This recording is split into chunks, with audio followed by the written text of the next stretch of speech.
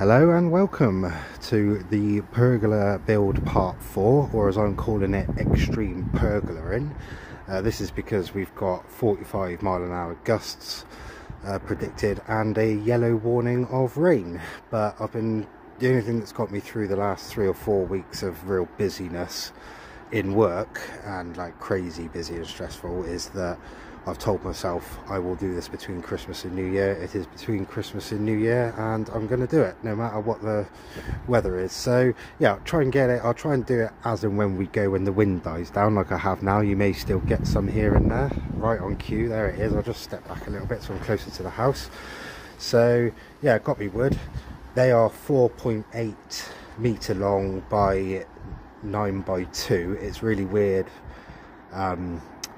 wood measuring in England because we use the metric system for quite a lot. I use the metric system in plumbing. I use both in plumbing, but wood tends to be imperial, and I may flitter between the two, so you know, you just have to work it out from that. But yeah, they are 4.8 metre long by 9 inches by 2, or 9 by 2. So luckily, and some might say planned, the span from the house across to the where they go across to is about 2.2, so it leaves me a little bit overhang in the end, which I'm cutting off anyway. So although there's only 4 bits of wood there, it will do 8 struts coming across. You can see the funky bit that I had to do last time. Oh yeah, things have changed since the last time actually, as you may see. Let me come over here just so we're out of the wind a little bit. So yeah, this is the bit that I was on about. If I'm going to put a roof on that section we were just talking about at some point, it's going to have to fall from the house, because I can't have it any lower because of the windows, and come down to the pergola like it is there. But this roof here, because it ends and the garage isn't as high as that, I need to have it high on the left side and then ducking down to the right like that. And when I was originally concepting this, like months and months and months ago, I didn't contemplate using the same wood like this 9 by 2. I was going to use what's over on top of that stuff on the left. You can just see right over in the corner where the giant honeysuckle is above that banana pup. That's 5 by 2. So if you imagine that was just over halfway as thick as that is now, coming up from that wall plate would only come up to the bottom of the soffit board, if that makes sense, and not up to where the gutter is. So that was why I was on about thinking I'd have to run 2 gutterings across. But when I eyed this up, it worked out quite good. It doesn't quite reach, but what I'm going to do is cut some really long thin wedges out so that the thick end will take the roof on top over the guttering, and then it'll thin down to nothing this end, so we still got the fall. So I can just put the roof in straight on top of the joists that are going to be here, and then go directly into that gutter.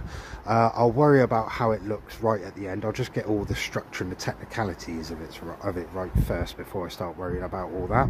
Yeah, in case you're wondering what I did for this bit, there's a few ways I could have done it. Look, guess which one I actually did. I could have got the level out from the house, run a string level across to the left, measured the distance between the top of the pergola and the string, and then using trigonometry and whatnot, work out exactly what angle I need to cut it at so it sits flush against the house wall vertically, but it's slanted down and marries up with this thing, which is vertical as well. That was one option. I could also have used like probably roofing equipment. They've probably got some protractor or some form of, you know, measuring square or something like that that will just work out the angle easy peasy. Or did I just butt it up as it was to the wall, had it where it was obviously touching the wall at the bottom but not touching it at the top, measure off that distance, take it off, cut that out, slide it up against the wall over there, come over here, do pretty much the same thing, and just draw a vague vertical line up from the pergola, work out how far I had to cut it, and go from there. So yeah, if you and then yeah, I've been notching out the pergola a bit so it's kind of sat in a little notch so it won't blow left and right or topple over. So yeah, and then at the end I'll just screw it all down wherever I can get screws in, basically. So yeah, I'm going to yeah, sort that drain pipe out, find out another bit of this wood in the collection that's all down under there, all the offcuts from the old stuff, screw it into the wall like that. I've just been using 7mm plugs and big beastie screws for that. So put the horizontal bit over there on that side of it, and then yeah, start cutting. So yeah, you can see my little storeroom of plants in there. Cheese plant, Enseti, Asplenium nidus, and a couple of Boston ferns. So yeah, I'm going to crack on. We'll see how we do with the weather. Hopefully you've heard some of this, or if not, it will just be a video at the end. Alright, bye for now. Okay, I'm all for a bit of working in the rain and the wind, but this is probably a little bit too extreme for me. So yeah, I'm going to leave that for now. I managed to notch out a couple of bits over there before it came, so that sounds to me like lunch break. And yeah, hopefully it'll let off. Yeah, happy days. Right, okay, rain stopped. I've been out and you can see that I've put the notches in on both sides. They're above our head as well.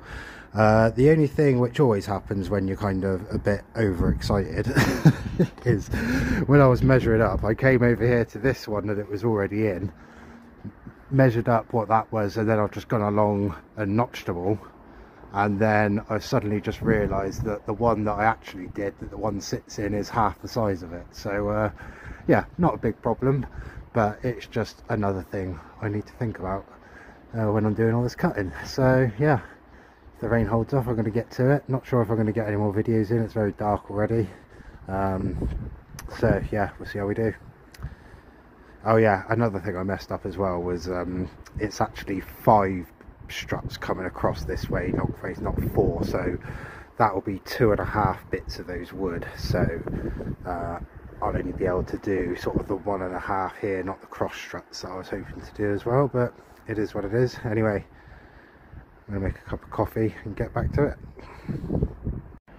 Right, well, hopefully that sunset, you can see it quite well. It's storms have cleared. Okay, right, wind is the next day. The wind has briefly stopped. I'm just about running out of time and daylight, and I'm not sure what else I'm going to be able to do in this sort of glut here. So yeah, we'll just bring it up to where we are now. I've got all the cross braces done, so over here that all looks very nice. And then what I'm going to do is run loads of wires in between the joists, you know, just 5 or 6 of them horizontally or straight up as we are, and then some coming from the length of the pergola and whatnot, just so I can get some climbers and grow them up over the top, and they'll sort of hang down. And then on the other side, you can see we've got where the roof is gonna drop. I just need to put a bit of wood on top of each, and then I can run the roof that goes on top straight into that existing guttering. Just done this bit over here like that, so they're all notched in and whatnot, so they're all nice and secure. Well, I say that, they're not screwed in, but they're sort of, they're not going anywhere, I hope. Yeah, so that's that. I'm pretty happy with it. I'm pretty tired, I must admit. Thank God I bought new saws, that's what I can say. So my next thing, really, you can just see I've been eyeing it up to finish it off, like the big bits I need to do over in this section. So these ones here, where I've used 5x2 rather than the 9x2, I just need to replace these 2 bits. Luckily I've already got these stencils I can work off.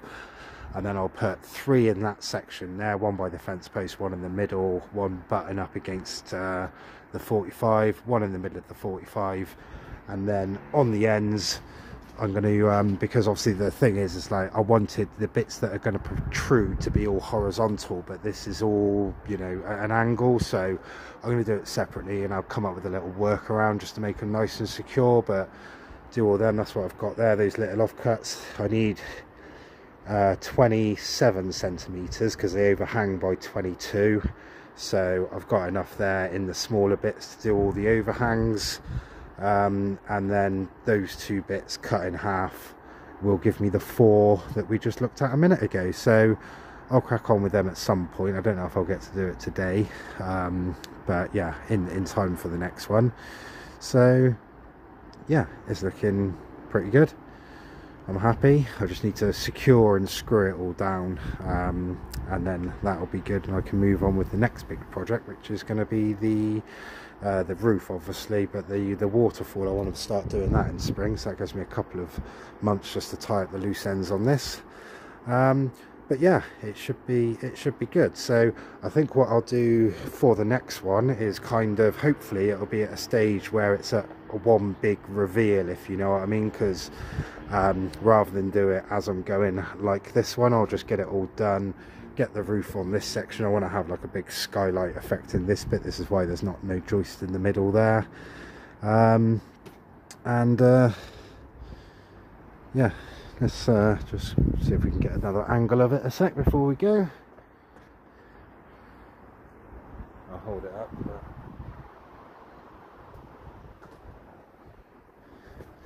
Yeah, I'm happy. I'm tired. Trying to get a cup of tea on.